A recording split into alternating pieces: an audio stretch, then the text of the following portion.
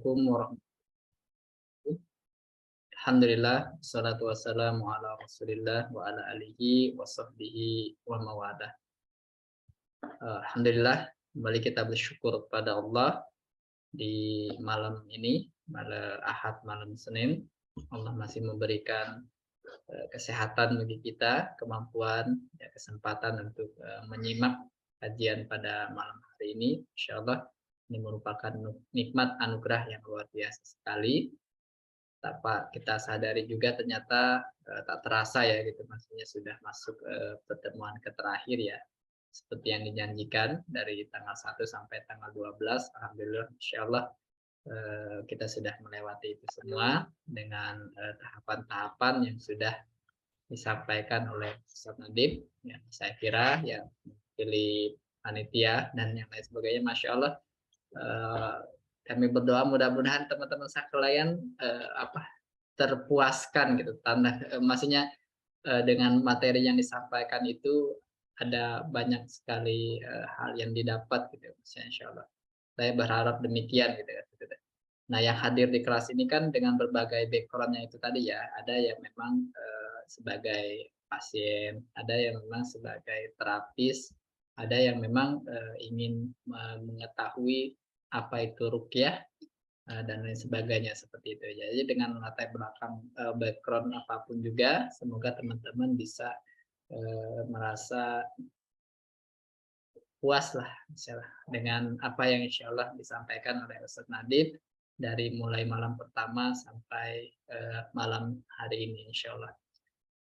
Nah, untuk malam hari ini temanya lebih ke penanganan penyakit ini ya, penyakit barat ya, insya Allah. Namun sebelum itu kita menjawab dulu pertanyaan-pertanyaan yang sudah ada di grup ya, insya Allah. Nah, terapi kasus-kasus berat ini seperti ada kasus lumpuh, kanker, HIV, bipolar, ya, ring jantung ya, pasang ring jantung, rahim, dan lain sebagainya. Nah, itu akan kita bahas malam ini. Insya Allah sama-sama bersama guru kita, Ustaz Muhammad Nadib Polyani. Baik, agar majelis ini diberikan keberkahan oleh Allah, mari bersama-sama kita memulai dengan sama-sama membaca Ummul Quran. A'udzubillahi minasyaitonirrajim. Bismillahirrahmanirrahim. Alhamdulillahirabbil alamin, arrahmanirrahim, maliki yaumiddin. Iyyaka na'budu wa iyyaka nasta'in. Ihdinas siratal mustaqim. Siratal ladzina an'amta 'alaihim ghairil maghdubi 'alaihim waladdallin. Amin. Kita doakan semoga teman-teman yang masih dalam perjalanan ke ruang Zoom ini, semoga dimudahkan, dilancarkan sinyalnya, karena kendala yang paling utama ya sinyal sebenarnya. Ya, mudah-mudahan sinyal lancar gitu. Kalau sinyal lancar tuh bisa masuk gitu ya, bisa masuk Zoom. Ya. Kendalanya di situ sebenarnya.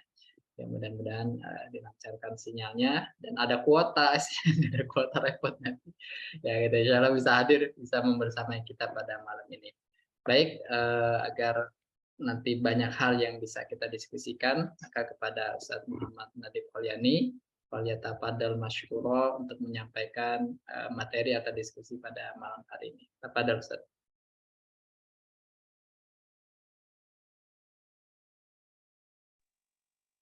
Bismillahirrahmanirrahim. Assalamualaikum warahmatullahi wabarakatuh. Waalaikumsalam. Alhamdulillah, salatu wassalamu ala Rasulillah wa ala alihi wa sahbihi wa mawalah. Rabbi shrah li sadri wa yassir li amri wahlul 'uqdatam min lisani yafqahu qawli. Subhanaka la 'ilma lana illa ma 'allamtana innaka antal alimul hakim. Alhamdulillah, Bapak Ibu sekalian yang dirahmati Allah, kita bersyukur kepada Allah Subhanahu wa taala atas seluruh limpahan rahmatnya. Allah mudahkan kita hadir di majelis ini.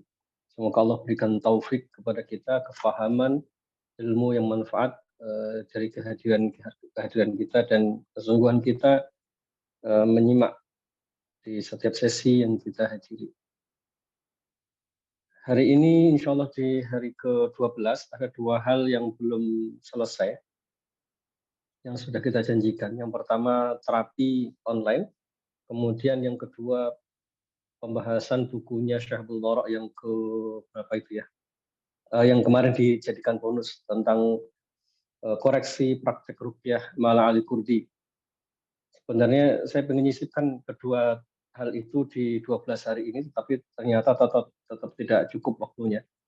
Jadi nanti yang pertama untuk terapi, ini mungkin tidak usah semua peserta, nanti kita buat jadwal, entah di pekan pertama Ramadan atau mungkin sampai hari keberapa, begitu mungkin nanti di hari Ramadan, di jadwal misalnya per malam siapa yang mau terapi habis sholat raweh misalnya sekitar 1,5 jam. Ini mulai jam 8 sampai setengah 10 waktu Indonesia bagian Barat. Jadi nanti dibuatkan listnya saja, Ustaz Mukhtar di grup ya. Siapa yang mau terapi di Ramadan pertama atau kedua nanti sampai 1 pekan misalnya. Kemudian untuk pembahasan bedah buku Mala Ali Kurdi, nanti insya Allah akan kita jadikan kajian saja. Ya, kita nyari waktu yang longgar, misalnya Ahad pagi atau yang longgar lah nanti dengan teman-teman alumni batch 1 sekalian diadakan kajian bersama. Mungkin begitu ya. Baik, ada beberapa pertanyaan yang kemarin tersisa tentang konsep. Yang pertama adalah saya pernah menterapi ain pasien dengan mencuci tangan pasien sendiri dengan meminta sama Allah, ya Allah, kami mohon kepadamu berikanlah semua bekas orang yang menimpakan ain kepada kami. Kemungkinan besar ain terlempar dari orang yang kita kenal dan pernah salaman dengan kita. Mohon saran. Yang pertama, ini adalah hal yang sifatnya gaib, maka kita perlu pijakan ya, perlu pijakan, perlu hujah, perlu nas, kemudian perlu pendapat para ulama sehingga kita tidak menggunakan pendapat secara pribadi terlebih dahulu. Nah, kalau ini sifatnya digunakan secara pribadi oleh si penanya, mungkin aman saja karena tidak aman dalam tanda kutip ya, karena tidak diajarkan atau mungkin tidak disebarluaskan. Kalau sifatnya sangat personal, mungkin relatif lebih aman. Cuman ini ada beberapa kaidah yang perlu digarisbawahi. Yang pertama tadi, bahwa tema ain itu satu rumpun dengan tema jin dan sihir. Jadi kita memerlukan pendapat ulama, kita memerlukan pendapat orang yang alim untuk menjadi sandaran kita. Jika ada nas, alhamdulillah. Jika tidak ada, yang levelnya di bawahnya, pendapat para ulama yang mungkin bisa kita percaya, orangnya kita siqah, ya, orang yang terpercaya, ilmunya alim, ya, orangnya alim, berilmu, kemudian orangnya lurus, tidak aneh-aneh, dan yang berikutnya orangnya berhati-hati dalam nas, tidak bermudah-mudah. Poin ini yang penting, tidak bermudah-mudah dalam nas. Nah, bagaimana terapi ain? Grade tertinggi itu tetap ada dua. Pertama, menggunakan bekas, yang kedua menggunakan Al-Quran. Itu grade tertinggi. Menggunakan Al-Quran, berarti semua ayat Al-Quran, semua doa-doa ma'thur bisa kita pakai. Baik, itu kita tinggalkan karena kita sudah paham caranya. Yang kedua, menggunakan bekas, ini ada beberapa grade, ada beberapa level. Level yang paling ideal adalah yang paling dekat dengan sunnah secara langsung. Ini level yang paling tinggi, level yang paling baik dan paling aman. Paling baik itu maksudnya maslahatnya paling besar, mendapat kesembuhannya paling optimal, kemudian paling aman maksudnya supaya tidak terjebak pada kesalahan dalam perbuatan, dalam amal terapi yang kita lakukan. Jadi maslahat, yang kedua aman. Grade yang pertama adalah menggunakan bekas secara langsung, yaitu wudunya. Ini grade tertinggi. Jadi kalau misalnya disuruh milih, ambil ini dulu. Jangan langsung ngambil bekas yang lain. Kalau orangnya bisa wudu, bisa diajak ngobrol, bisa difahamkan, kemudian mau wudu, maka ambillah itu dulu. Karena itu yang paling dekat dengan hadis. Ya, yang paling dekat dengan hadis. Kemudian yang kedua, kalau ini tidak bisa, kita ambil bekas yang dicontohkan oleh sebagian para ulama, termasuk di dalamnya Lajnah Daimah. Mereka membolehkan mengambil bekas yang tidak langsung, yaitu bukan berasal dari wudu. Misalnya orangnya habis minum, lalu gelasnya kita pakai di bagian bibirnya yang terkena bibirnya orang itu, kita pakai untuk minum. Atau sisa minumnya kita minum. Bahkan dari salah satu fatwa mereka, kurma misalnya, dimakan oleh pelaku ainnya, pelempar ainnya, kemudian bijinya dia letakkan gitu, sengaja ditampung, lalu kemudian disiram pakai air kemudian dipakai untuk mandi si pasien itu juga boleh. Bahkan diminum pun boleh. Ini grade yang kedua. Termasuk grade yang kedua itu misalnya menggunakan bekas sentuhan orang itu yang masih segar, ya, bekas sentuhan yang masih segar. Misalnya orangnya buka pintu, di gagang pintunya itu kita usap pakai tisu, lalu kita celupkan di air, kita gunakan untuk mandi dan minum. Atau misalnya bekas baju yang masih ada keringatnya, bukan yang sudah dicuci. Jadi yang bekas sentuhan secara langsung, meskipun itu bukan wudhu, ini masyru' disyariatkan, diperbolehkan oleh sebagian para ulama, dan itu ada sandarannya. Yang sedemikian ini grade yang kedua. Jadi bukan bekas wudhunya, tapi bekas yang tidak langsung. Bekas tidak langsung maksudnya bukan wudhu ya. Tapi masih kelihatan. Kalau misalnya dilacak dengan sidik jari itu masih kelihatan, mungkin begitulah. Jadi bau keringatnya masih terasa. Jadi yang belum dicuci, yang belum dibasuh. Lalu kemudian saya mendapati fakta di lapangan agak kesulitan untuk masuk ke grade pertama, masuk grade kedua juga kesulitan. Tajribah yang saya pakai waktu itu secara pribadi, saya menggunakan persis seperti dalam pertanyaan ini. Asumsinya satu, pasien itu pernah berjabatan tangan. Asumsinya, dugaan kuat bisa di-cross-check dengan pasien, apakah pernah jabatan tangan. Kalau enggak, berarti enggak, jangan dipakai. Kalau dia bilang iya pernah jabatan tangan, berarti kalau dia pernah jabatan tangan, waktu itu saya berasumsi, Bismillah mudah-mudahan masih ada bekasnya di telapak tangannya, walaupun saya nggak tahu. Tapi ada data bahwa si pasien itu pernah berjabatan tangan, atau si pelaku itu pernah pinjam motornya. Ya motor kan berarti pernah dicuci dan seterusnya. Nah yang sedemikian ini waktu itu awalnya saya menduga Bismillah mudah-mudahan bisa, karena grade pertama tidak bisa diambil, grade kedua juga tidak mungkin dilakukan. Ini jangan dibalik. Jangan dibalik. Jangan dibalik langsung yang ketiga atau jangan langsung masuk kedua, tapi urut dari awal, dari grade pertama. Karena ini kaitannya dengan berpegang pada hujah. Jadi berpegang pada hujah itu maksudnya ambillah yang paling mendekati nas terlebih dahulu. Jangan bermudah-mudah, jangan gampang nih, lalu ngambil yang paling jauh dari nas. Nah kemudian ini saya tanyakan kepada guru saya waktu itu, Ustadz Muzaffar Al-Jufri. Beliau menyampaikan seperti yang saya sampaikan ini. Grade itu ada, yang paling dekat itu adalah yang sesuai dengan sunnah, mendekati hadis. Jangan dari awal meniatkan untuk menjauhi nas. Ini Masya Allah, saya tertegun ketika mendengar penjelasan beliau. Jangan dari awal berniat menjauhi nas atau mengambil sesuatu yang paling jauh dari nas. Tapi dari awal niatkan mengambil yang paling dekat dengan nas. Kalau bisa dengan wuzunya, ambil wuzunya. Kalau tidak bisa, baru pakai yang tadi bekas yang masih basah atau yang masih bau keringatnya yang masih berdekat, yang belum dicuci dan sejenisnya. Lalu jika semua ikhtiar itu sudah tidak memungkinkan, kata beliau begitu, kalau sudah tidak memungkinkan, kalau antum pengen ngambil yang grade ketiga tadi, itu ditolerir, kata beliau hanya sebatas itu. Ditolerir, karena ketidakmungkinan untuk melakukan grade pertama dan kedua.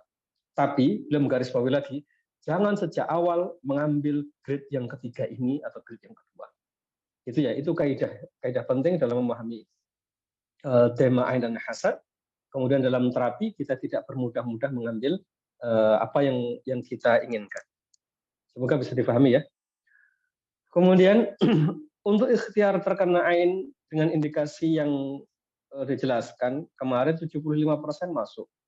Tapi tidak tahu terkena ain dari mana dan siapa. Ikhtiarnya dari ikhtiar ruqyah saja atau ada yang lain.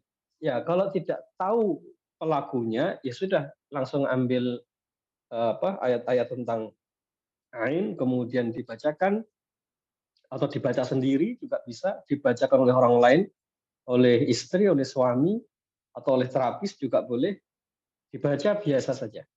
Kalau mau ditambahkan dengan air yang diruqyah, itu pun tidak ada masalah. Tapi kalau yang mendekati nas itu pilihannya hanya dua. Pertama bekasnya, yang kedua dibacakan saja. Tidak perlu pakai mandi dan minum. Yang perlu pakai mandi dan minum itu hanya kalau bekasnya ditemukan. Jadi yang dipakai mandi itu karena ada bekasnya. dipakai minum itu karena ada bekasnya. Yang tidak kita temukan bekasnya, cukup dibacakan Al-Quran saja. Jadi bacaan Al-Qurannya tidak perlu dibacakan di air, lalu kemudian dipakai mandi dan minum. Namun, kalau mau dibacakan di air, maka statusnya seperti air ruqyah biasa. Nah, itu tidak ada masalah. Tapi kalau diurutkan grade-nya sesuai urutan cara terapinya, yang pertama menggunakan bekas, yang kedua dibacakan Al-Quran. Yang dipakai mandi itu air yang ada bekasnya, bukan air ruqyah. Ya, kalau terapi ain begitu. Walaupun tentu membacakan Al-Quran di air lalu dipakai minum dan mandi itu boleh. Itu untuk terapi secara umum tidak ada kekhususan untuk ain, tapi untuk terapi secara umum. Semoga bisa membedakan ya. Baik, kalau sudah dilakukan upaya mandi memakai bekas wudhu orang diperkirakan menjadi penyebab, namun belum ada efek, apa itu berarti bukan ain? Pertama, sangat besar kemungkinan ini salah diagnosa. Sebagaimana nasihat dari Syamsul Barak, beliau mengutip pendapat beberapa ulama, kenapa kita dilarang menggunakan metode takhyil, hayalan, itu salah satunya karena nanti begitu peruqyah, terapis, mengarahkan pikiran pasien, ngasih tahu ada pelaku yang muji, pelaku yang hasad, tiba-tiba sebenarnya muncul dalam ingatannya sekedar memori masa lalu. Oh, kayaknya dia dari perilakunya kayaknya begini. Nah, muncul dugaan-dugaan yang tidak pasti. Nah, itulah makanya kemudian dilarang menggunakan takhyil, hayalan. Nah, yang benar bagaimana? Menggunakan data secara zahir. Apa itu? Ada ucapannya yang dia ucapkan atau perilaku yang membuat betul-betul hasadnya sangat nampak. Nah, kalau misalnya sudah ketemu data itu, boleh kita duga si fulan pelakunya lalu diambil bekasnya. Kalau tidak ngefek sama sekali, kemungkinan pertama itu adalah salah ngambil, ya bukan pelakunya, ya dia bukan pelakunya. Kenapa? Karena asumsinya berdasarkan hadis-hadis yang sudah dibahas kemarin, kalau kasus ain itu begitu bekasnya diambil langsung ngefek ke orangnya. Dan begitu juga disebutkan oleh Ibnu Qayyim al-Jauziyah kemarin di Zadul Ma'ad, beliau sampaikan pasti berpengaruh kepada sakitnya. Jadi itu beruntungnya kasus ain itu walaupun dahsyat luar biasa efeknya, tetapi penanganannya kalau pas itu akan relatif lebih cepat pulih.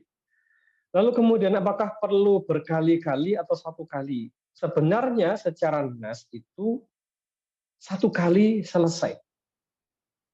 Ya, nanti antum temukan di semua kasus-kasus itu satu kali selesai. Tetapi saya temukan di lapangan berulang kali menterapi kasus ain itu mandi dan minumnya itu tidak cukup satu kali. Dugaan saya hal ini karena pelempar ainnya itu belum paham, lalu terus mengulang-ulang perasaannya, mengulang-ulang pujiannya. Kalau hasad berarti mengulang kedengkiannya. Entah karena dia sering kontak lihat status kita, lalu muncul hasadnya lagi, entah karena sebab yang lain. Tapi secara umum, ain dan hasad itu cukup satu kali. Nanti akan kelihatan progresnya dengan sangat cepat. Lalu kalau diulang bagaimana? Diulang tidak ada masalah. Diulang boleh saja. Yang jelas progres pertama itu akan sangat kelihatan setelah terapi pertama. Nah, yang terjadi pada Amr bin Rabi'ah dan Sa'al bin Hunayf itu, Amr bin Rabi'ah setelah beliau memuji Sa'al bin Hunayf, beliau kan langsung ditegur oleh Nabi. Jadi di situ persoalannya, pelakunya langsung paham. Nah, sementara persoalan kita hari ini, pelakunya itu tidak menyadari bahwa dia telah melemparkan ain atau hasad yang berulang kali. Itu mungkin yang menyebabkan akhirnya perlu beberapa kali terapi. Gitu ya, perlu beberapa kali mandi dan minum. Menggunakan bekas orangnya. Kemudian pertanyaan berikutnya, bagaimana meyakinkan si pasien bahwa dirinya tidak ada gangguan apa-apa? Bagaimana cara meyakinkan bahwa pasien itu tidak mengalami gangguan apa-apa? Jelaskan tema lalat dan sampah kemarin. Satu, keyakinan pasien itu tidak bisa dilawan. Ya, tidak bisa dilawan. Makanya rata-rata para pasien itu datang kepada terapis sudah membawa keyakinan dan pemahaman tertentu. Lalu bagaimana cara menghilangkannya? Jangan dilawan, jangan bicarakan itu, tapi bicarakanlah hal yang lain. Misalnya dia menyimpulkan bahwa dirinya mengalami gangguan sihir, tidak usah dibahas sihirnya, kita bicara dulu tentang hubungan antara orang tua dan anak, antara suami dan istri, antara kita dengan keluarga besar. Ayo kita bicarakan itu dulu. Lalu bagaimana dengan sihirnya? Arahkan pada pemahaman jika kita melakukan amal saleh, sihir itu, gangguan jin itu akan sangat lemah. Jangan dibantah dulu, itu tahap pertama. Kalau dia mulai punya harapan, oh ternyata bisa ya diselesaikan dengan sudut pandang yang lain. Kalau dia mulai bisa meyakini itu, baru dikasih tahu, Ibu sebenarnya Ibu tidak apa-apa, Bapak sebenarnya tidak apa-apa, karena ini semua hanya karena Bapak dan Ibu punya emosi negatif yang belum selesai, misalnya begitu. Contoh kalimat yang sederhana biasa saya pakai misalnya, Pak saya setelah rukyah nemu buhul, saya betul-betul kena sihir. Baik, setelah buhulnya ketemu sembuh Bu? Enggak. Nah kalau begitu gimana kalau ngikuti pikiran saya? Apa Pak? Nggak usah dianggap itu sihir. Kalau memang itu sihir, buhulnya sudah ketemu, logikanya pasti sembuh. Nah, kalau tidak sembuh, berarti ada sebab yang lain yang itu bukan sihir. Gitu ya. Jadi logikanya dibolak-balik yang ada dalam diri pasien. Mudah-mudahan mereka mulai menyadari dengan penjelasan logika yang sederhana. Kemudian yang ketiga, bagaimana menerapkan metode lalat dan sampah atau bisa secara mandiri. Baik, secara mandiri terapinya sama seperti yang kemarin dibahas. Sebentar, sepertinya ada tamu. Sebentar ya.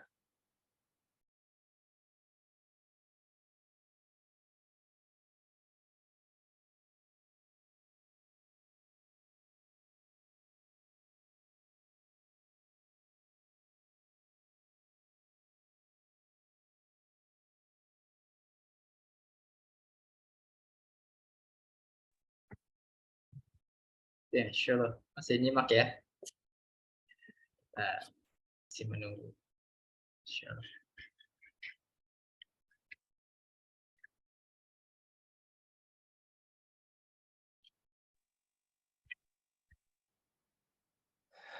Baik, maaf. Iya. Ini terapi mandirinya bagaimana? Terapi mandirinya sudah di record. Ya, Masih sudah. jalan recordnya. Lanjut aja. Baik. Cara terapi mandirinya bagaimana? Ya kemarin mulai dari taubat, kemudian membaca zikir-zikir yang kemarin sudah saya contohkan ya. Kayak la ilaha illa anta subhanaka inni kuntu minadh dhalimin. Atau ya hayyu ya qayyum ya dzal jalali wal ikram birahmatika nastaghits, atau doa-doa yang lainnya. Nah, itu bisa dilakukan. Lalu bagaimana untuk evaluasi diri? Model terapi mandiri kemarin sudah dibahas kayaknya. Misalnya kalau emosi dalam diri kita masih banyak, coba tulis ya, pakai buku diary gitu. Tulis semua problem kita mulai dari kecil sampai sekarang. Itu efeknya akan menetralisir, meluapkan apa yang ada dalam batin kita melalui tulisan. Itu efeknya luar biasa. Jadi nanti silahkan lakukan itu. Kalau misalnya kita komunikasi dengan pasangan susah, komunikasi dengan orang tua susah, dan kita pengen merilis, kita tahu itu perasaan kita tidak enak, caranya ditulis saja. Itu cara paling sederhana. Tapi kalau misalnya pemahaman kita terhadap ibadah, kemudian doa-doa itu sudah sangat baik, dengan membaca doa-doa itu sudah cukup. Misalnya, sambil mengingat dulu kejadian masa kecil, lalu ucapkan, La haula wa la quwwata illa billah, La haula wa la quwwata illa billah. Sambil diulang-ulang, sambil diingat, dulu saya pernah dizalimi sama si fulan, ya Allah ini pekerjaan saya kok berat sekali. Sambil mengingat semua problem lalu iringi dengan kalimat la haula wala quwwata illa billah, la haula wala quwwata illa billah. Itu sama itu dengan metode yang kita bahas dari kemarin. Jadi secara mandiri bisa. Kemudian bisalah kami melakukan terapi untuk anak kami yang sakit lambung. Kekhawatiran saya dia ada kesedihan, kekesalan, kekecewaan kepada saya atau suami tanpa saya sadari atau saudaranya. Ya, caranya ya kayak ini persis. Bagaimana kalau ini orang lain atau anak kita? Anak kita kadang agak kesulitan mendengarkan nasihat dari orang tuanya sendiri. Jadi ya, gimana caranya? Langsung saja didekat, minta maaf, nggak usah pakai banyak alasan.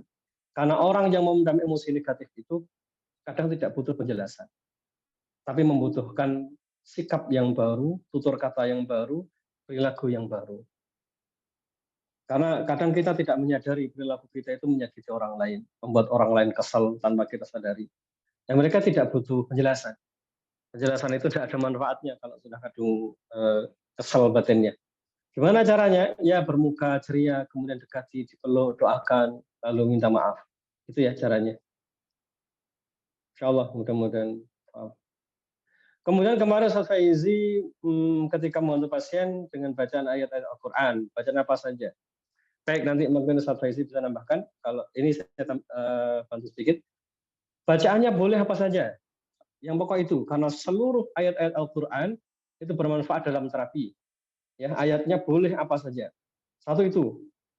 Yang kedua, pilihlah ayat-ayat yang telah jelas-jelas disebutkan ada fadilah, keutamaan tertentu. Contoh misalnya, Nabi SAW menyebutkan keutamaan surah Al-Fatihah. Itu kan banyak sekali hadis yang menyebutkan keutamaan surah Al-Fatihah. Berarti ambillah surah itu. Kemudian ayat kursi. Kemudian Tabarok, Yasin, Al-Ikhlas, Al-Falaq, An-Nas, Al-Baqarah, Ali Imran. Nah, itu misalnya ayat-ayat yang ayat-ayat dan surah-surah yang secara khusus disebutkan oleh Nabi memiliki keutamaan yang sangat agung. Di dalamnya ada kalimat-kalimat khusus yang luar biasa. Itu yang kedua. Yang ketiga, pilihlah ayat-ayat yang maknanya semakna dengan kebutuhan kita. Misalnya, orang yang dalam kondisi sedih lalu dibacakan Alam Nasyrah, Al-Insyirah ya. Kemudian orang yang mimisan dibacakan salah satu ayat di surah Hud tentang itu yang dilakukan oleh Ibnu Taimiyah. Kemudian menggunakan doa yang dibaca oleh Nabi Yunus ketika di dalam perut ikan paus misalnya. Nah, itu boleh dipakai.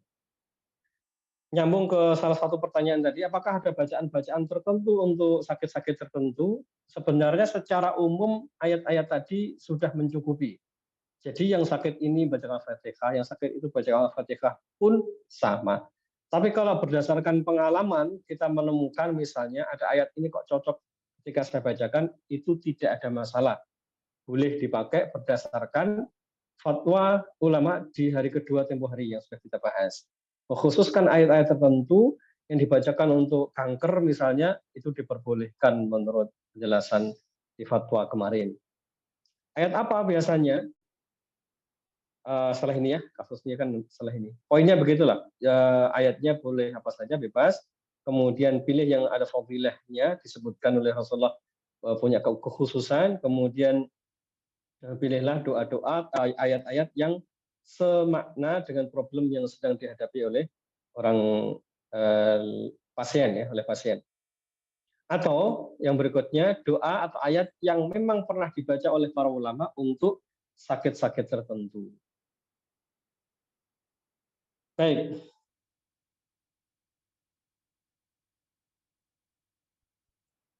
Kemudian tentang hipnosis. Cukup enggak ya nanti ya? Ya bismillah. Agak panjang. Hipnosis ini ada satu buku. Nanti bisa di-share fotonya ya, Kak Mokhtar. Bukunya di-share di grup. Itu yang dulu pernah kita adakan bedah buku di Tegal waktu itu. Jadi secara umum begini. Makna sihir itu sesuatu yang tersembunyi yang tidak dimengerti sebabnya. Sesuatu yang memberikan pengaruh lalu tidak dimengerti sebabnya. Ini kemarin sebagiannya telah dibahas di sesi kedua. Jadi sihir itu sesuatu yang tersembunyi maknanya lalu mempengaruhi seseorang. Sesuatu berpengaruh, terpengaruh, namun sebabnya tidak dimengerti. Analogi paling sederhana begini. Ini yang selalu saya contohkan. Ada dua anak. si anak A dan B. Anak A itu saya minta dia memasuki fase trance dengan saya jentik begini atau terserah lah ditidurkan gitu pakai gantungan atau apa sehingga dia kemudian masuk trance antara sadar dan tidak sadar. Lalu saya bilang ke anak ini, nak, kamu harus relaksasi sekarang. Masuklah relaksasi paling dalam. Terus begitu ya. Setelah itu saya bilang, kamu setelah ini kalau mendengar azan, kamu akan semangat sholat. Azan ke masjid. Azan langsung melangkah ke masjid. Singkat cerita begitu lalu saya bangunkan. Ini anak pertama. Anak kedua si B. Si B itu dia belum pernah sholat. Lalu ketemu dalam kajian semacam ini, saya nasihati misalnya, nak, kamu harus sholat. Karena begini dan begitu panjang lebar, akhirnya dia sadar, oh iya, saya harus sholat. Besok paginya terdengarlah azan. Anak A begitu mendengar azan, dia langsung berangkat ke masjid. Si B pun demikian, dia mendengar azan, dia ingat nasihat yang tadi disampaikan, dia semangat berangkat ke masjid. Apa perbedaan A dan B? Si B itu dia melangkah ke masjid karena dia paham kenapa harus ke sana. Jadi ada sebab kenapa dia melangkah ke masjid. Dia tahu alasannya. Dia punya argumentasi kenapa harus ke masjid. Sedangkan si A, dia melangkah ke masjid tanpa mengerti kenapa dia melangkah ke sana. Analogi yang atau ilustrasi yang lebih gampang tentang si A ini seperti hypnosis stage. Orang yang di panggung lalu dihipnotis, dia trance, lalu hipnoterapisnya bilang, kamu nanti setelah ini kalau mendengar suara kamu akan joget. Setelah itu dibangunkan. Ngobrol, lalu setelah itu si terapisnya berdeham. Tiba-tiba dia berjoget begitu saja. Nah, pertanyaannya, apakah orang yang sedang di panggung tadi berjoget itu dia menyadari? Enggak. Dia tiba-tiba joget saja, badannya tidak bisa dikendalikan, dia tiba-tiba pengen joget tanpa sebab, meskipun tanpa sebab yang jelas. Dia tidak mengerti kenapa dia joget, tapi dia joget. Begitu disuruh berhenti, baru setelah itu berhenti. Nah, inilah orang yang ada di panggung tadi, serupa dengan anak yang dihipnotis supaya dia mau sholat ketika mendengar azan tadi. Dia, dua orang ini, melakukan sesuatu yang tidak dia mengerti sebabnya. Sedangkan si B, anak B tadi, dia sholat karena dia mengerti sebabnya. Mudah-mudahan jelas ya bedanya. Itu apa namanya? Definisi dalam definisi sihir adalah, kata Imam Fakhruddin Ar-Razi, beliau menyebutkan definisi sihir itu adalah sesuatu yang tersembunyi sebabnya, tidak dimengerti, tidak bisa dipahami kenapa tiba-tiba terjadi perubahan semacam itu. Tangan dihipnotis tiba-tiba kaku, tidak dimengerti apa sebabnya tangan ini kaku. Beda kalau tangan ini diikat, kemudian dikasih kayu, kemudian kaku, maka sebabnya jelas kenapa tidak bisa ditekuk. Tapi ada orang diucapkan kalimat tertentu dalam alam bawah sadarnya, lalu tiba-tiba ini tidak bisa digerakkan. Yang membuat tangan ini tidak bisa digerakkan apa? Abstrak, tidak bisa dijelaskan. Itulah makna umum dari sihir. Makna umum dari sihir. Sesuatu yang tidak dimengerti penyebabnya, lalu mengubah sesuatu. Itu makna secara umum sihir. Itu sebabnya akhirnya hipnotis ini dalam kasus-kasus seperti tadi, anak yang sholat dan yang di panggung tadi, kasus yang seperti itu memang sangat dekat dengan bahasan sihir yang tadi. Sangat dekat dengan definisi sihir. Lalu bagaimana misalnya dengan hipnotis supaya orang itu laku jualan? Ini persoalannya ada di sini.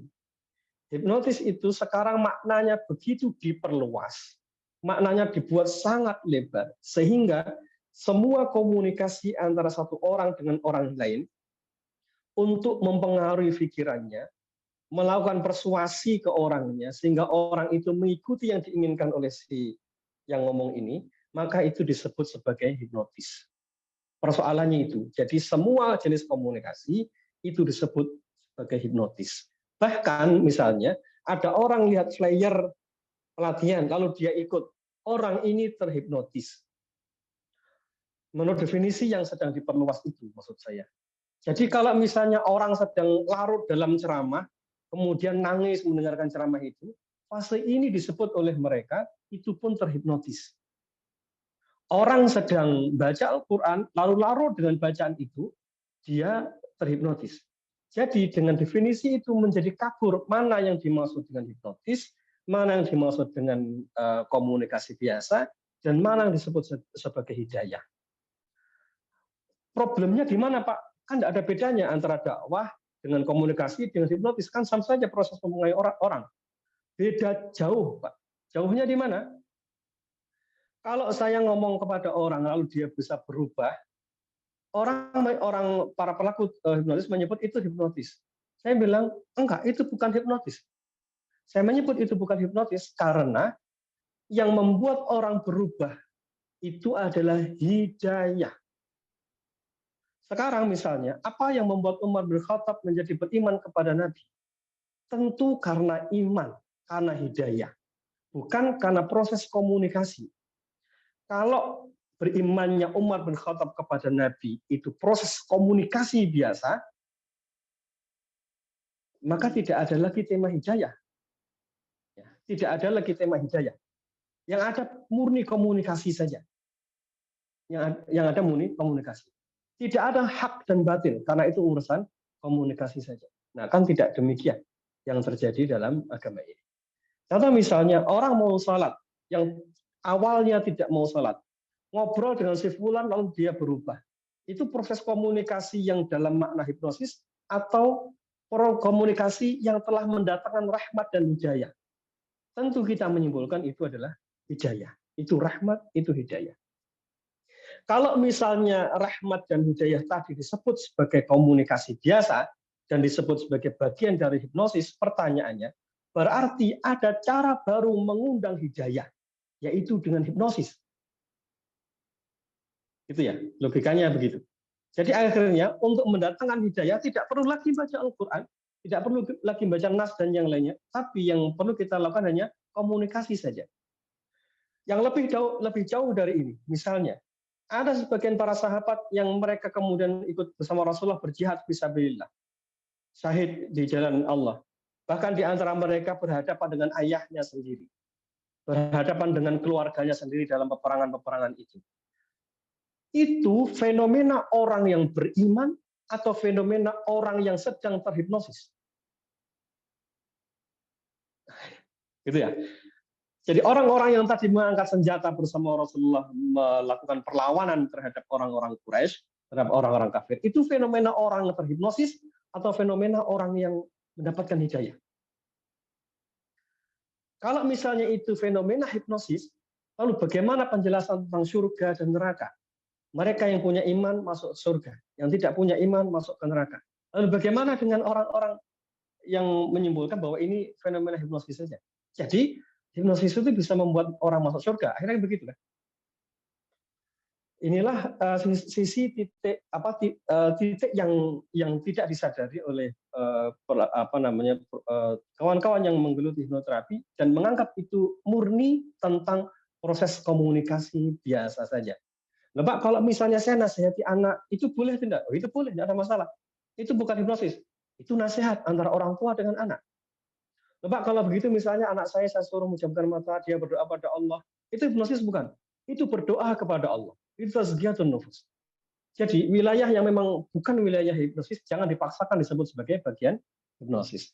Lalu misalnya di sini ada pertanyaan, Pak, bagaimana supaya saya bisa komunikasi dengan audien, lalu kemudian dia audien itu mudah mendengarkan saya. Ini proses hipnosis atau bukan? Itu proses skill dakwah, tidak ada masalah dengan hal itu. Yang problem itu adalah kalau kita menyimpulkan hipnosis itu secara luas kayak jadi, tanpa menyadari bahwa di situ ada hidayah, di situ ada yang namanya iman dan lain sebagainya. Lalu bagaimana kemudian hipnomemori untuk melejitkan hafalan? Ya ini berdasarkan penjelasan di fatwa-fatwa NLP nanti Kang Muhtar bisa ya begitu ya. Tidak ada cara itu. Satu, kenapa? Para ulama dahulu menghafalkan Al-Quran, menghafalkan doa-doa, menghafalkan ayat-ayat demi ayat. Itu ya by proses. Satu persatu dilakukan. Apakah ada cara untuk melipat gandakan itu semua? Sebagian besar itu klaim. Sebagian besar klaim. Misalnya yang divonis, yang diklaim bisa bisa hafal dalam waktu sekian hari, itu sebagian besar adalah klaim saja. Nanti perlu detail dulu bagaimana metodenya. Lain halnya kalau metode yang dipakai oleh Ustadz Adi Dayat itu saya lihat sendiri ini ya, metodenya itu murni tentang mengolah memori. Yang begitu tidak ada masalah. Beda lagi nanti dengan proses hipnosis yang misalnya disuruh, yang pernah saya baca ya di bukunya, saya lupa. Beliau mengajarkan tahfidzul Quran dengan NLP. Ya salah satunya gitu, disuruh tarik nafas dan seterusnya lah. Itu untuk dari tarik nafas itu kemudian melakukan apa namanya? Kalau misalnya kawannya membaca, dia mengirimkan sinyal melalui pikirannya kepada orang yang baca itu. Kamu bisa, kamu bisa, kamu mudah. Jadi ngirim sinyal di pikirannya ke orang yang sedang menghafal itu. Hanya begini tidak perlu. Ya membaca Al-Quran itu ya sudah dengan apa yang sudah dicontohkan oleh para ulama. Kalau pengen melipat gandakan memori, bagaimana? Jauhi dosa, sering puasa sunnah, bangun malam, minta doa keberkahan dari kedua orang tuanya, itu akan melipat gandakan. Dan tidak perlu terburu-buru karena di dalam bacaan-bacaan itu setiap hurufnya adalah berpahala. Ya, jadi ini karena sedemikian banyak penggunaan kata hipno ini dalam semua hal kayaknya dipakai, maka kita tidak bisa menghukuminya satu persatu kemudian dihukumi secara umum. Ya, kita harus melihatnya satu persatu kayak apa teknisnya, baru bisa kita simpulkan. Itu ya. Wallahu a'lam.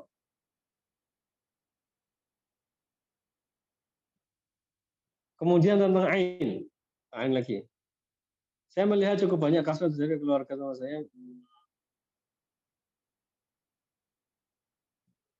Baik, orang ini berubah setelah orang ini berubah ya, setelah usia 40 tahun. Apakah usia 40 tahun apakah ini terkena ain? Bisa iya, bisa enggak. Tapi kalau kita lihat di surah Al-Ahqaf ayat ke-4 ayat ke-15 ya, di sana Ibnu Katsir mengutip salah satu hadis tentang usia-usia seseorang. Lalu kita diingatkan salah satunya di usia 40 tahun. Di hadis yang beliau kutip, beliau menyebutkan di usia 40 tahun, kemudian 50 tahun atau 60 tahun, kemudian 70 tahun, 80 tahun, 90 tahun. Itu masing-masing berbeda-beda. Nah, di usia 40 tahun, beliau menjelaskan, di situ ada penjelasan beberapa ulama. Di usia 40 tahun itu azab disegerakan. Kemudian di usia 40 tahun itu seseorang akan istiqomah dengan amalnya. Jika dia rajin dalam kebaikan, dia insya Allah akan terus menuju kebaikan di usia itu. Semua yang dia istiqomahkan di situ akan terbawa hingga akhir kehidupannya. Jadi, kenapa laki-laki ini kemudian dia mengalami perubahan dalam dirinya, itu belum tentu kena gangguan jin dan belum tentu karena ain. Tetapi bisa jadi itu karena ujian di fase usia itu. Ya, yang namanya orang kena ujian itu bisa kuat dan bisa juga roboh, tergantung situasinya. Jadi jangan terburu-buru menyimpulkan orang ini kena ain. Bisa jadi memang dia sedang diuji oleh Allah SWT dengan datangnya bertubi-tubi kemaksiatan itu. Itu ujian. Lalu bagaimana jalan keluarnya? Ajak menyadari, ajak bertaubat. Kalau beliau bisa bertaubat, kita sama bertaubat di fase usia ini, mudah-mudahan itu jadi jalan kebaikan. Apakah perlu diruqyah? Ya boleh saja kalau mau diruqyah. Karena bacaan Al-Quran tetap akan bermanfaat bagi siapapun insya Allah. Gitu ya. Waalaikumsalam. Bahasan berikutnya,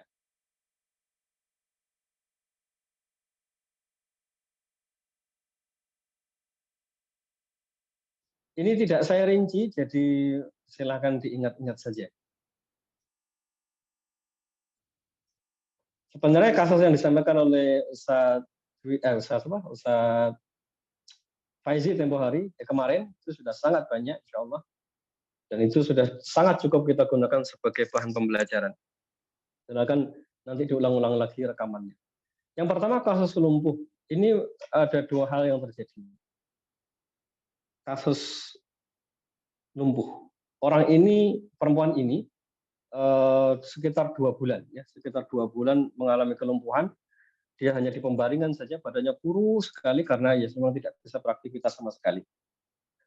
Nah, konsep yang kita bahas dari kemarin adalah jangan terburu-buru memasuki ring keempat, walaupun kita yakin itu ring keempat. Jangan terburu-buru. Tujuannya apa? Jangan terburu-buru itu. Satu, supaya kita konsisten dengan diagnosa, supaya kita tidak teralihkan. Tujuan yang kedua, supaya kita bisa mendorong orang ini punya kekuatan yang lebih menghadapi kesulitan. Berarti kan punya kekuatan yang lebih. Itu kuncinya. Walaupun nanti yang dihadapi itu sihir, walaupun yang dihadapi masalah psikis atau penyakit fisik, penjelasan Ibnu Qayyim kemarin itu sangat bagus. Kalau seseorang itu batinnya lapang, gembira, bahagia, maka itu akan membuat dia punya kekuatan yang lebih.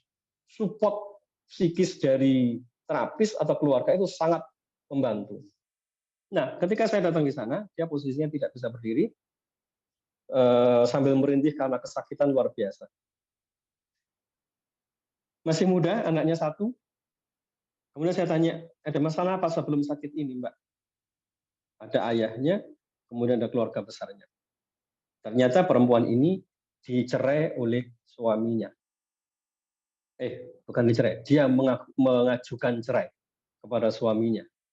Karena keburukan yang telah dilakukan oleh suaminya dan kezaliman yang telah dia lakukan. Sebenarnya waktu itu saya ingin menggarisbawahi kenapa kok terburu-buru mengajukan cerai, tapi karena sudah jatuh talak dan sudah keluar surat, ya sudah, berarti saya tidak perlu masuk ke sana.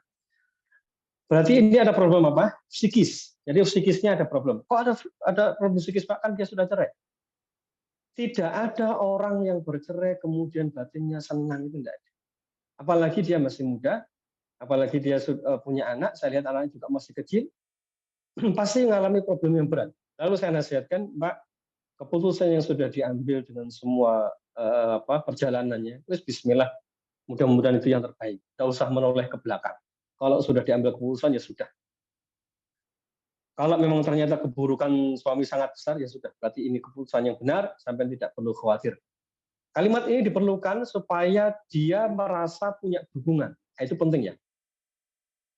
Supaya dia merasa bahwa keputusannya benar. Situasinya memang sudah diambil keputusan, mau diapain lagi.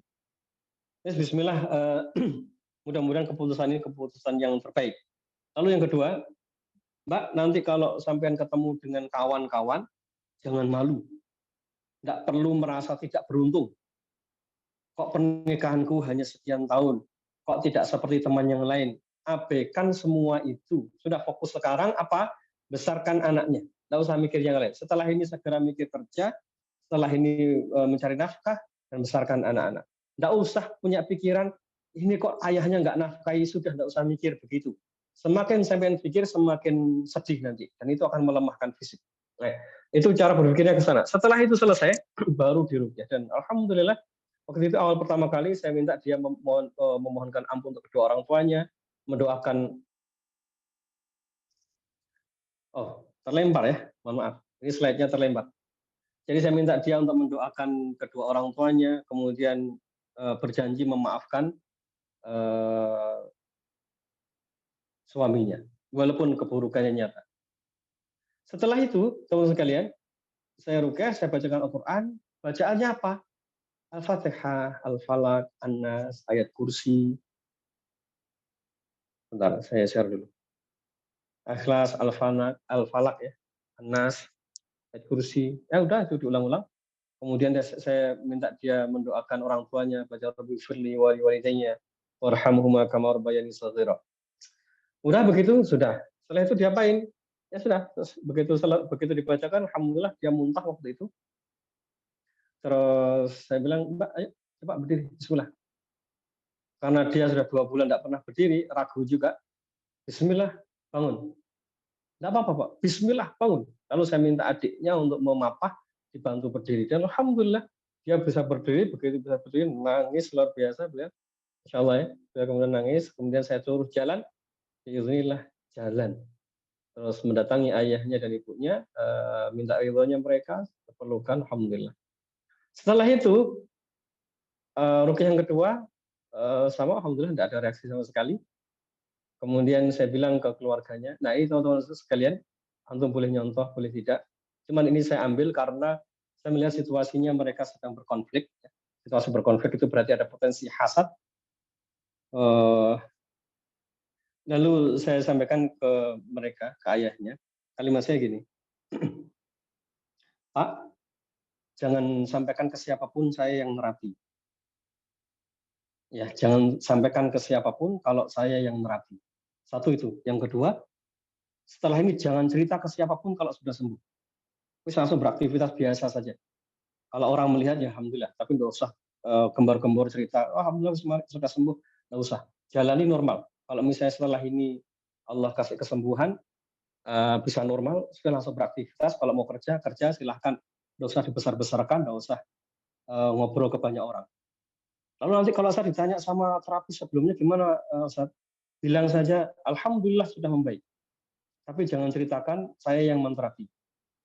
Dan tidak usah dipublish bahwa sudah bisa jalan dan lain sebagainya. Kenapa itu saya lakukan? Karena untuk menjaga dari hasad yang mungkin menimpa diri orang ini. Ya, alasannya karena itu. Nah, ini tidak mengenakan bagi rupiah ya. Harus menyembunyikan keberhasilannya. Kenapa kemarin saya share videonya ke antum? Karena orangnya tidak ada di grup kita dan terbatas untuk grup kita saja. Gitu ya. Bacaannya apa? Tidak ada bacaan khusus ya. Saya hafalnya yang pendek-pendek itu ya itu yang saya ulang-ulang. Dan yang paling pokok orangnya bisa ngikuti akhirnya. Baca Al-Fatihah, Al-Falaq, An-Nas. Baik, kemudian untuk kasus kanker. Kasus kanker ini juga ada yang sudah divonis mungkin kurang dua, mungkin bukan vonis ya, apa itu istilahnya ya di dalam dunia kedokteran, 2 bulan lah vonis, umurnya mungkin daya tahan tubuhnya ya, mungkin begitu. Daya tahan tubuhnya hanya berlangsung 2 bulan. Kemudian beliau berobat di luar negeri, terus waktu itu minta saya untuk menterapi. Lalu saya bingung juga mau saya terapi atau saya izinkan beliau ke luar negeri. Saya bingung juga harus memilih di antara 2 kemungkinan itu. Tapi Bismillah waktu itu saya yakin karena beliau bercerita panjang lebar di chatnya, ini insya Allah karena gangguan non medis, ya ada gangguan non medis. Gangguan non medisnya itu apa? Ada gangguan sihir kayaknya, kemudian ada ain dan hasad. Yang paling pokok itu. Lalu ada lagi yang kedua, ring 2 ya. Yang ketiga ring 2. Ring 2 yang kemarin kita bahas panjang lebar.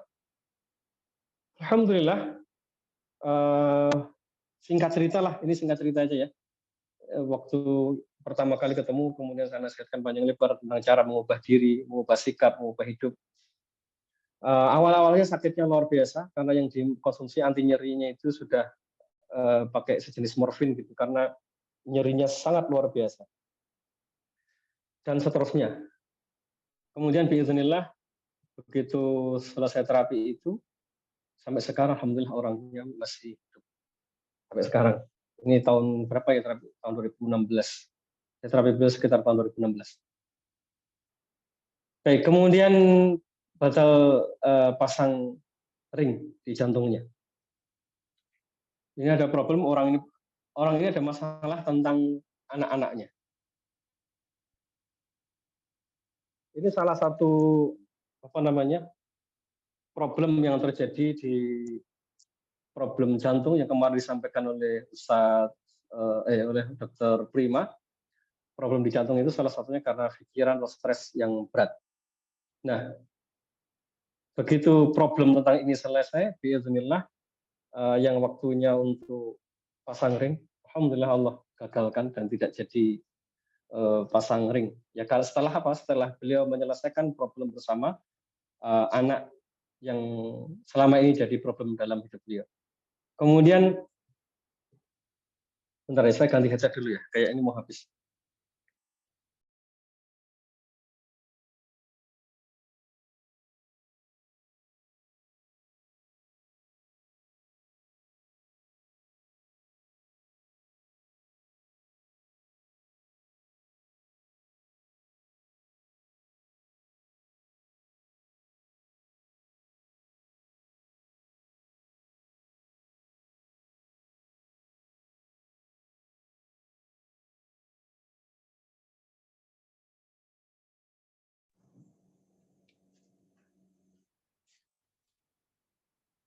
Suara saya jelas, Ustaz? Jelas, jelas. Baik.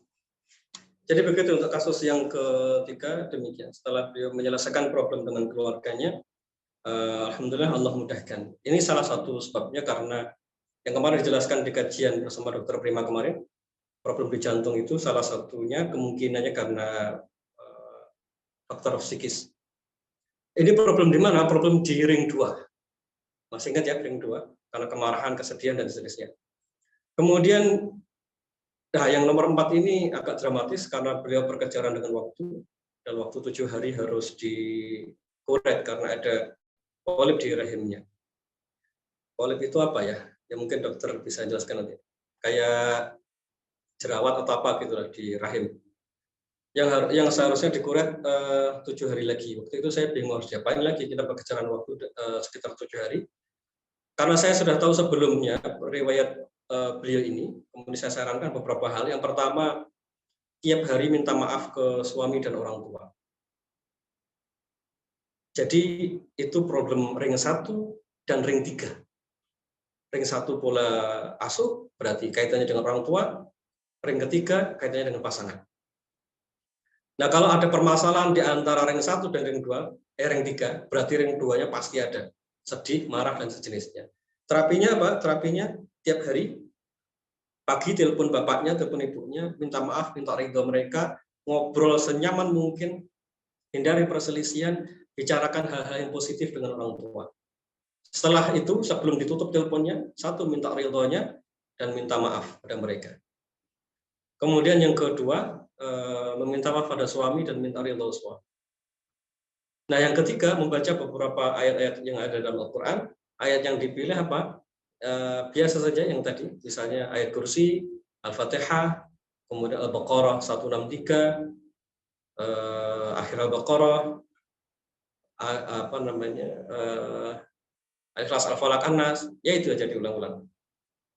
Nah, kemudian pada hari ke-6 beliau bilang, Ustaz, besok saya kemana nih? Ke dokter atau enggak? Ya kalau jadwalnya ke sana ya ke sana lah, masa mau kita larang. Kemudian beliau hari ke-7 datang ke sana dan siangnya beliau ngabari, beliau dalam posisi sudah keluar dari periksa, ngabari alhamdulillah dibatalkan kuretnya karena keluhan di rahimnya hilang. Ya, keluhan di rahimnya sudah hilang. Dia senang sekali, masya Allah, alhamdulillah. Kemudian bipolar ini waktu itu kita belum terlalu belum terlalu fokus pada tema gangguan mental disorder yang sampai semacam ini. Sehingga waktu pendampingannya cukup lama, sekitar 1,5 sampai 2 tahun waktu itu. Betul-betul saya telateni gitu, 2 tahun. Karena memang itu kasus pertama berhadapan dengan kasus dunia psikiatri. Beliau menggunakan obat, kemudian kalau swing mood-nya sedang puncak-puncaknya bisa melakukan hal yang sangat buruk. Alhamdulillah ternyata kemudian persis seperti bahasan kita kemarin. Jadi ada problem di ring 1 yaitu pola asuh dari orang tua, kemudian ada problem di ring 2. Rata-rata begitu saja. Alhamdulillah pelan-pelan ngobrol, yes, dinamikanya panjang lah, 2 tahun menemani begini. naik turun emosinya, naik turun gitu. Dan puncaknya alhamdulillah betul-betul lepas dari obatnya, kemudian bisa menjalani hidup dengan normal dan sudah tidak pernah kambuh lagi. Ya, tapi 2 tahun itu menemaninya. Setelah itu saya betul-betul lost kontak. Perkembangannya kayak apa saya tidak tahu karena memang terakhir menghubungi sudah dalam kondisi sangat baik. Kemudian sudah hamil lagi dan seterusnya. Itu pertemuan terakhir. Komunikasi terakhir. Kemudian yang HIV itu gimana cara terapinya? Sama, masih ring 1, ring 2, ring 3. Ring 1-nya apa? Ada problem dengan orang tua sehingga tidak dekat, kemudian pola asuhnya salah sehingga jatuh kepada pergaulan bebas. Jadi, apa yang harus dilakukan? Memohonkan ampun kepada orang tua terlebih dahulu. Memohonkan ampun. Kemudian yang kedua, ring 2-nya itu bagian pertama ring 2. Bagian pertama ring 2. Apa? Bagian pertama ring 2, dosa. Bertaubat dari dosa. Kemudian masih di ring 2 ada emosi negatif. Apa emosi negatif? Emosi negatif yang ada di sini yang paling dominan adalah putus asa. Semua orang yang kena penyakit nomor 6 ini atau nomor 2 itu nyaris yang pertama kali muncul itu shock luar biasa, putus asa, malu, takut dan sejenisnya. Malu dibongkar ke orang tua, malu ketahuan banyak orang, plus putus asa karena memang mencari obatnya agak susah. Lalu beliau waktu itu nanya, saya harus ngomong ke orang tua atau tidak? Tidak usah. Yang penting taubat saja, tidak usah ngomong. Taubat, kemudian mohon ampun kepada Allah, lalu putus asanya dicabut. Bagaimana? Takdir kematian tidak ada kaitannya dengan penyakit, Mas. Ada penyakit bisa mati, tidak ada penyakit juga bisa mati. Jadi tidak usah terlalu mendramatisir. Kalau HIV-nya bisa mengantarkan kematian, ya mudah-mudahan itu rahmat. Artinya sampai dikasih kesempatan oleh Allah untuk menutup dengan kebaikan. Kalau begini kan kita bisa sadar, lebih ngeri mana? Mati tanpa taubat atau mati dengan proses taubat? Lebih enak mana? Ya dengan taubat, Pak. Bismillah, mudah-mudahan kebaikannya besar. Allah sayang kesampean, sehingga Allah berikan musibah ini tanpa diberikan musibah ini. Bahkan bayangkan Mas, seandainya Allah tidak ngasih musibah sakit ini langsung tiba-tiba mati, kayak apa? Belum sempat taubat. Jadi inilah cara Allah menyayangi sampean dengan cara membawa sampean pada taubat. Kemudian jauhi teman-teman G-nya itu. Maaf ini beliau LGBT ya. Jauhi teman-teman G-nya itu. Jangan pernah lagi komunikasi dengan mereka. Taubat pada Allah, jauhi mereka, sungguh-sungguh. Lalu setelah itu saya minta beliau baca Al-Baqarah. Kemudian jadwalnya sekitar 1 atau 2 bulan setelah itu beliau cek lagi, biiznillah hasilnya negatif. Hasilnya negatif. Hanya terapinya gimana? Ya begitu saja. Taubat, sungguh-sungguh. Sungguh-sungguhnya itu yang susah. Kemudian menghilangkan perasaan putus asa, negatif. Kadang perasaan menyalahkan diri sendiri. Kenapa dulu saya kenal dengan si fulan? Itu pasti berkecamuk. Saya ketularan G dari dia, saya ketularan HIV dari dia. Udah, enggak usah nyalahkan siapapun. Enggak usah nyalahkan siapapun. Yang penting sekarang Allah kasih kesempatan untuk tobat, itu sudah lebih dari cukup. Jangan ditambahin saya begini gara-gara si fulan, enggak usah, enggak perlu. Kalau Allah enggak takdirkan, enggak akan terjadi. Kalau takdirkan ini karena ada yang Allah kehendaki. Sekarang taubat, enggak usah diulangi lagi. Takut matinya gimana? Udah, enggak usah takut. Waktunya mati ya mati. Yang sehat walafiat besoknya mati juga banyak. Jadi cabut dulu perasaan takut, putus asa, menyalahkan diri sendiri, menyalahkan orang lain. Betul-betul positif menjalani ini sebagai anugerah Allah SWT. Itu poinnya. Positif menjalani ini bagian dari anugerah yang Allah berikan. Nah begitu dia positif menjalani itu, Masya Allah, progresnya sangat baik. Kasus kedua juga begitu. Polanya sama. Awalnya takut, tidak ada yang tahu, ngomong sama orang tuanya tidak berani. Rahasiakan, jangan cerita kemana-mana. Terus apa yang harus saya lakukan? Taubat, mohon ampun. Jangan putus asa dari rahmat Allah. Terus jangan menganggap ini sebagai kutukan. Enggak, ini rahmat. Loh kok bisa begitu? Iya, karena dengan itu kita tahu ini saatnya untuk bertaubat pada Allah.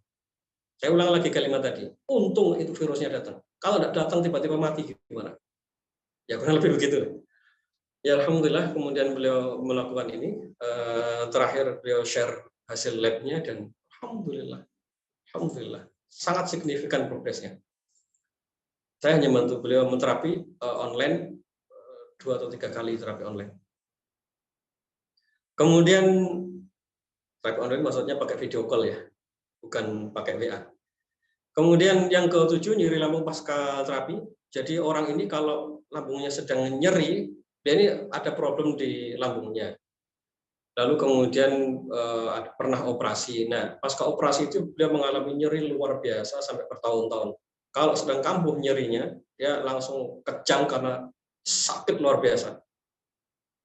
Biasanya kalau sudah dalam kondisi kambuh begitu, beliau harus dibawa ke IGD karena untuk perlu pereda nyeri yang banyak. Beliau konsumsi rutin pereda nyeri. Karena kalau tidak sakitnya luar biasa. Waktu saya rukyah pertama tidak ada reaksi, rukyah kedua tidak ada reaksi, rukyah ketiga baru saja ngobrol panjang lebar. Ternyata perjalanan hidupnya kayak drama. Berpisah dengan istrinya dan lain sebagainya lah. Pokoknya kayak drama nih hidupnya, kayak sinetron. panjang lebar begitu sambil kemudian kita ajak ruqyah terapi, kemudian saya tambahkan terapi tambahan toto punggung dan sejenisnya. Alhamdulillah terakhir datang beliau bawa keluarganya, bawa kakaknya, lalu satunya gimana mas lambungnya? Alhamdulillah tidak pernah kambuh lagi setelah itu. Bertahun-tahun padahal beliau mengalami sakit itu, rutin kambuhnya. Jadi alhamdulillah Allah mudahkan beberapa kasus itu dengan cara yang kayak tadi, diskusi, ngobrol, kemudian ditemukan problem masalahnya, kemudian dikuatkan orangnya, ya, dikuatkan orangnya. Dengan cara itulah Allah angkat beberapa musibah yang mereka alami. Orang besar mungkin itu ya teman-teman sekalian yang bisa saya sampaikan. Ini terapannya kayak begitu. Nanti kalau ingin detail kayak apa, silakan bisa disimak lagi di rekamannya prosesnya. Wallahu a'lam. Begitu mungkin Ustaz Mukhtar. Ya, Ustaz. Setelah Ustaz.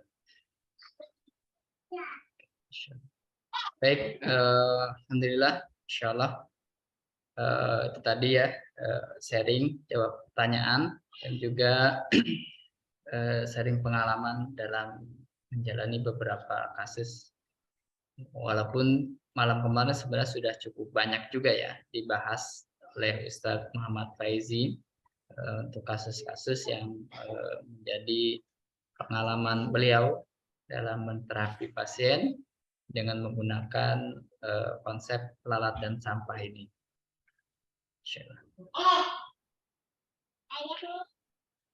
Ada beberapa pertanyaan di kolom chat ya. Q&A ya dan di chat. Ini, iya ya. Saya sambil lihat. Iya, Ustaz. Yang pertama terkait haramnya hipnoterapi, apakah dalil yang dapat kita jadikan rujukan apa ya? Jadi ini problemnya karena tidak ada dalil yang secara langsung terang benderang menyebutnya. Itu makanya saya selalu tidak berani memberikan vonis antara halal dan haram secara terang-terangan. Ya, saya tidak berani memberikan vonis terang-terangan terhadap hal ini. Hanya analoginya seperti tadi yang saya sebutkan tadi. Kenapa akhirnya ini dihukumi seperti bekerja sama dengan rasa jin, kemudian kenapa sangat dekat dengan sihir, karena pemahaman yang tadi yang saya sebutkan. Kemudian yang kedua, fatwa dari Lajnah Daimah yang kemarin sudah kita bahas di hari kedua. Ya, fatwa Lajnah Daimah di hari kedua. Di sana jelas sekali terang-benderang disampaikan oleh beberapa masyayikh bahwa ini tidak diperbolehkan. Lalu tentang bagaimana jika dengan yang modern-modern, ya perlu didetailkan dulu kayak apa bentuknya.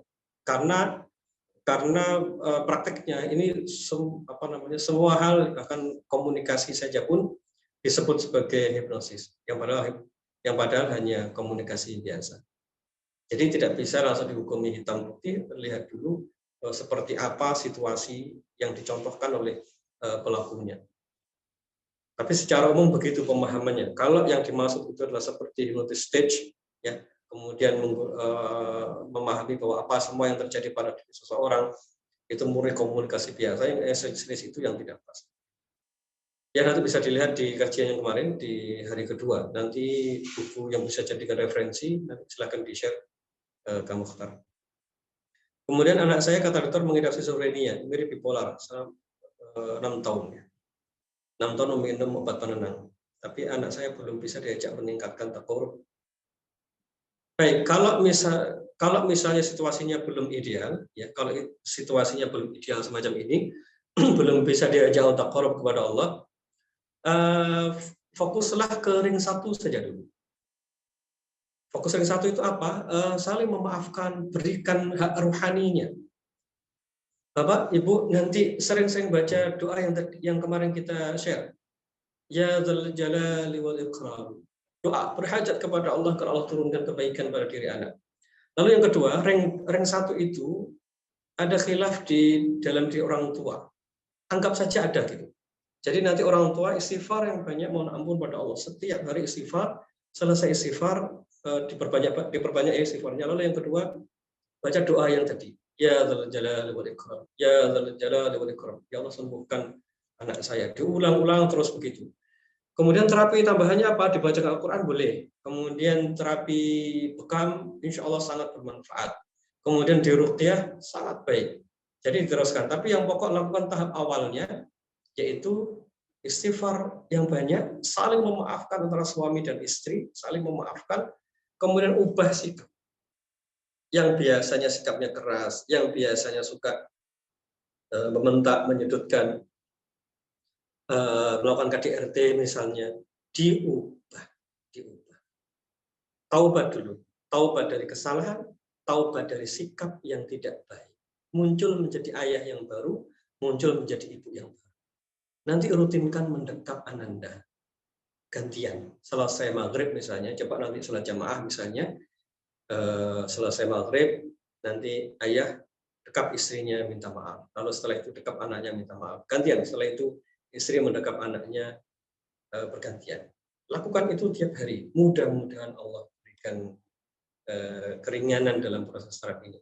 Skizofrenia begitu, insya Allah cara terapinya. Kalau misalnya sangat tidak stabil skizofrenianya dan masih menggunakan obat dokter, jangan dihentikan. Ya, sebelum kondisinya membaik, stabil, jangan dihentikan. Karena itu wilayah dunia kedokteran. Kemudian konsumsi yang baik, konsumsi talbina yang kemarin sudah kita bahas. Gitu ya, Alhamdulillah.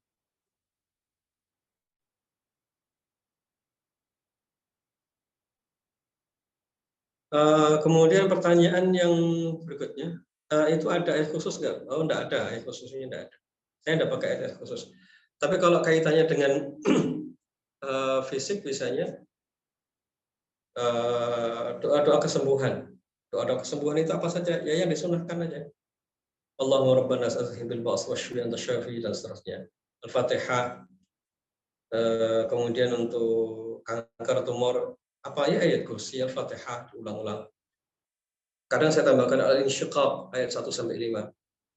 Al-insyiqaq ayat 1 sampai 5, kemudian al-zalzalah, tumor dan sejenisnya.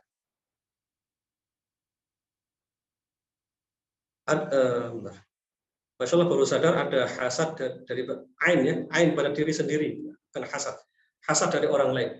Masya Allah baru sadar ada hasad dari bahagianya pasien yang berhasil secara berlebihan. Maksudnya ain pada diri sendiri atau hasad dari orang lain. Hasad dari orang lain yang dia melihat orang ini kok berhasil, nah, itu memicu hasad. Kemudian ada pasien saya, indahnya rajin. Baca Al-Qur'annya juga rajin.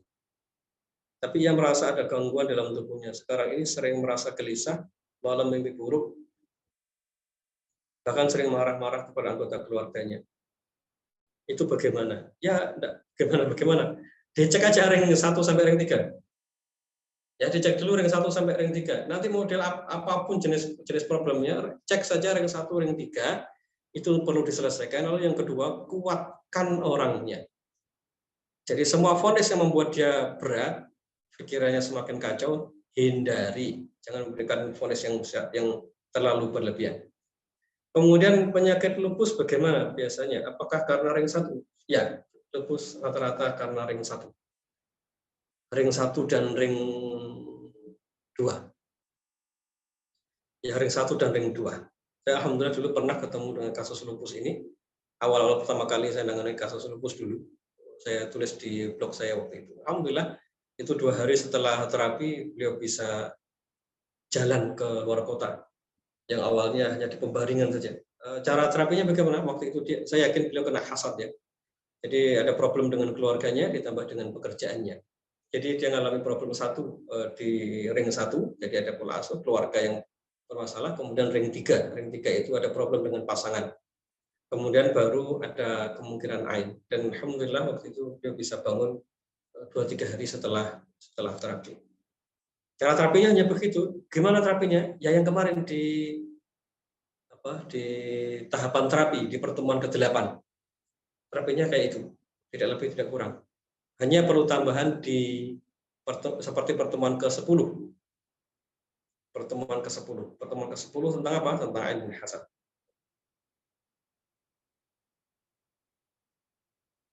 Kemudian Ustadz Misnan, keluhan nyeri di lambung sama enggak dengan mah? Nyeri di lambung kurang lebih hampir sama dengan problem di mah. Jadi apa yang harus dicari? Ya sama, ring 1 dan ring 2. Rata-rata itu.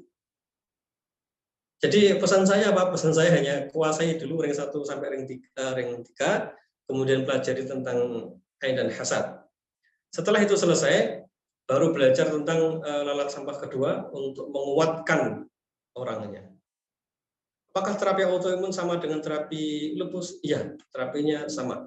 Maksudnya terapi Qur'ani ya, nanti ke dokternya tetap dicek berkala ke dokter. Kalau terapi autoimunnya sama dengan terapi lupus. Ring 1, ring 2. Ring 1 berarti pola asuh, cara terapinya berarti buang memori negatifnya, lalu dekatkan dengan kedua orang tuanya. Kalau ring 2, belajar memaafkan orang lain, mentobati semua keburukan masa lalu, kemudian mulai berjiwa besar, punya sudut pandang yang positif. Kemudian kalau ring 3 dengan orang-orang di sekitar, islah. Terapinya islah, saling memaafkan. Kemudian baru ditambah dengan terapi model lalat sampah kedua, memperbanyak zikir yang kemarin, kemudian sedekah, dan sejenisnya. Hanya begitu, nanti diulang-ulang hanya begitu saja. Jadi nasihat kita akan kurang lebih sama dari satu kasus ke kasus yang lain. Gitu ya, pola misal.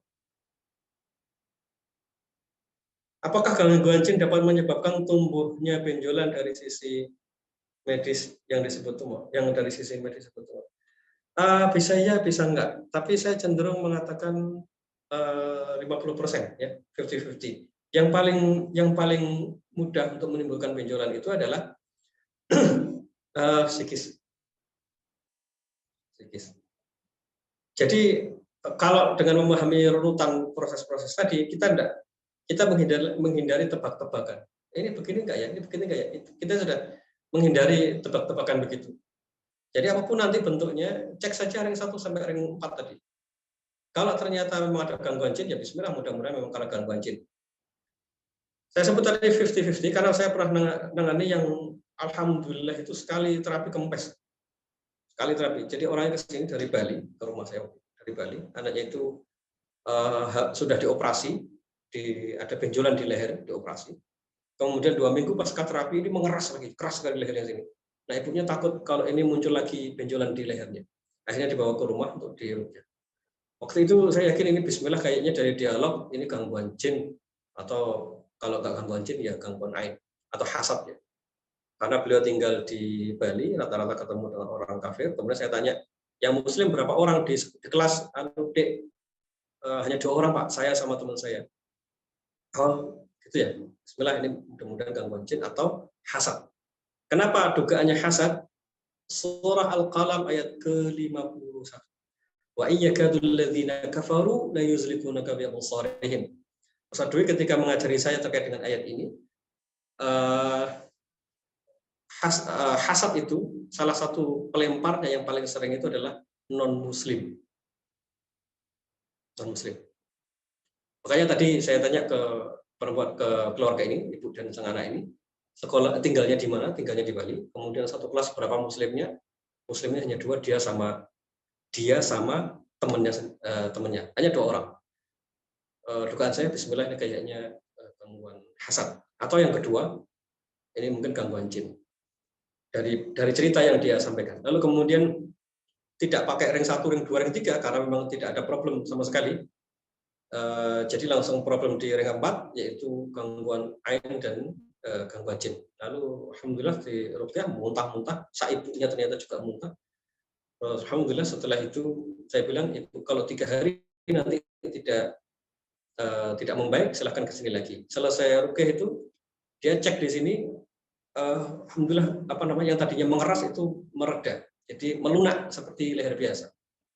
Alhamdulillah mudah-mudahan membaik Bu. Nanti 3 hari kalau tidak ada perkembangan silahkan ke sini lagi. Terus 3 hari saya tanya gimana Bu perkembangannya? Alhamdulillah Pak sudah tidak mengeras lagi, terus sekalian pamit mau ke Bali, balik ke rumahnya sampai sekarang alhamdulillah. Nah, itu yang murni gangguan jin dan ain. Jadi kalau pertanyaannya apakah gangguan jin bisa menyebabkan benjolan? Ya kalau pengalamannya ini iya. Tapi tetap 50-50 karena ada kemungkinan psikis, ain, kemudian ring 1 itu masih bersebar. Lebih baik digali semuanya. Ya kalau gangguan jin atau ain kalau pas, insya Allah cepat ini prosesnya. Kalau enggak lepas-lepas berarti kayaknya enggak pas ininya diagnosanya. Apakah akibat ain dan hasad? Apakah akibat dari hasad ain muncul seketika ke orang yang terkena? Bisa iya, bisa enggak. Yang pasti sangat cepat. Bisa seketika. Itu kalau kasus ain itu bisa seketika di hadapannya, bisa terkena atau bertahap. Ya bertahap. Saya sakit begini setelah 3 tahun yang lalu dipuji si fulan. Nah, berarti berproses munculnya. Tapi yang jelas biasanya sangat cepat. Kalau misalnya kasus kanker itu antara stadium 1 sampai stadium 4 itu bisa tiba-tiba gitu naiknya sangat cepat. Yang itu tidak lazim, intinya tidak lazim dalam dunia medis misalnya. Walau bisa mungkin begitu ya. Ada lagi? Di mana posisi pengobatan herbal dalam MS dan herbal sesuai kebutuhan saja. Sebagaimana Nabi juga ketika beliau terkena sihir, kemudian beliau dibekam juga. Beliau juga menyarankan kurma untuk dimakan dan fadilahnya menghindarkan dari sihir. Jadi kalau posisinya gimana? Ya sama seperti pengobatan dokter lah. Kalau dibutuhkan untuk datang ke dokter, ya datang ke dokter. Di bagian awal sesi keempat, saya sebutkan di situ bahwa posisi tema lalat dan sampah yang dijelaskan oleh Ustaz Dwi adalah praruqyah. Jadi setelahnya nanti akan ada terapi ke dokter, boleh diteruskan. Di diagram yang tempo hari, saya lupa di hari keberapa.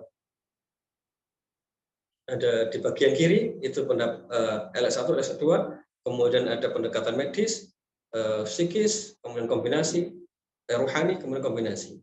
Ya itu. Jadi kalau misalnya kapan perlu dikasih obat? Ya kalau dibutuhkan, sesuai kebutuhan saja, sesuai dengan kondisi fisiknya. Jika memang perlu dikasih obat ya dikasih obat. Jika perlu herbal dikasih herbal. Jadi tidak antipati dengan semua obat itu. Kemudian bagaimana mendeteksi adanya kesialan di rumah? Kayaknya sudah kita bahas nih, ya. Di lalat sampah itu hal pertama di lalat sampah di pertemuan keempat. Jadi tidak saya jelaskan ulang, silakan nanti biar dibuka lagi ya. Di pertemuan keempat. Kemudian bagaimana sakit saraf kejepit? Saraf kejepit itu ada yang psikis, ada yang memang karena perubahan organ di badan. Kalau psikis itu caranya seperti kemarin, ring 1 sampai ke 4. Kemudian diabetes gimana? Ini panjang lebar disebutkan oleh Ustadz Faizi kemarin di kajian beliau kemarin malam. Kalau yang saraf kejepit yang murni psikis ini, penyelesaiannya adalah ketika problemnya selesai, saraf kejepitnya ini biiznillah mereda bahkan hilang. Ini yang tempo hari saya ceritakan. Jadi problemnya yang jadi pikiran, yang jadi masalah, kemudian ada solusi atau jalan keluar, itu dengan izin Allah kemudian mereda. Ini murni karena psikis yang begini. Jadi nyerinya itu karena psikis. Keluhan sulit jodoh, rasa malas aktivitas. Konsepnya begini teman-teman, kita tidak mengklasifikasikan penyakit. Jadi nanti kalau antum tanya bagaimana caranya, jawab saya sama. Ring 1 sampai ring 4. Terapinya sesi ke-8. Gitu ya. Jadi kita tidak mengklasifikasikan penyakit. Penyakit ini, penyakit itu. Enggak, sama. Ring 1, ring 4. Temukan problemnya, diselesaikan problemnya, dikuatkan menggunakan pertemuan sesi ke-5, lalu terapinya sesi ke-8. Jadi penyebabnya apa? Penyebabnya ada di ring 1 sampai ring 4. Kalau kecanduan bagaimana? Ring 1 sampai ring 4. Penanganannya sama, rasa ring 1 sampai ring 4, pakai lalu sama kedua di sesi 5, kemudian di sesi 8. Gitu ya. Apa penyebab penyebab saraf kejepit dan diabetes? Ya tadi, kalau yang kaitannya dengan psikis, mungkin psikis. Kalau saraf kejepit ya, yang psikis bisa, kemudian perubahan dalam organ juga bisa. Cara terapinya kalau psikis pakai ya pendekatan yang kemarin. Jadi bagaimana cara terapinya? Apapun obatnya, apapun sakitnya, kita tidak mengklasifikasikan, cukup perhatikan apa yang terjadi pada diri orang itu, apakah ada problem ring 1 sampai ring keempat. Itu maksud dari judul pertama, cermin pertama maksud saya, di buku Lalat dan Sampah. Al-Quran menyibak tabir realita. Realitanya diabetes, realitanya saraf kejepit, realitanya perubahan perilaku, kecanduan, realitanya kanker, itu realitanya. Singkat apa yang dibalik realita itu, yaitu problem ring 1 sampai ring 4. Gitu ya. Allah bisa, semoga Allah berikan kefahaman. Saya kan cukup, Ustaz Mukhtar. Ya, insya Allah. Jazakallah Ustaz. Jadi seperti itu ya teman-teman. Mohon untuk kembali mengulang-ulang materinya. Walaupun kelas kita sudah selesai, tapi perjalanan belum selesai, insya Allah. Karena nanti akan ketemu hal-hal yang baru lagi dan kita memang butuh lagi mengulang-ulang materi yang sudah disampaikan oleh Ustaz Nadib. Karena seperti tadi ya, closingnya bahwa kita tidak terfokus ke apa jenis penyakitnya dan bagaimana penanganannya. Namun ketika klien atau pasien datang, yang kita lakukan pertama kali adalah mengelompokkan, gitu kan, kira-kira yang kita anggap sumber permasalahannya dari mana. Gitu. Nah itu dengan pemetaan ring 1, ring 2, ring 3, dan ring 4 tersebut. Gitu kan.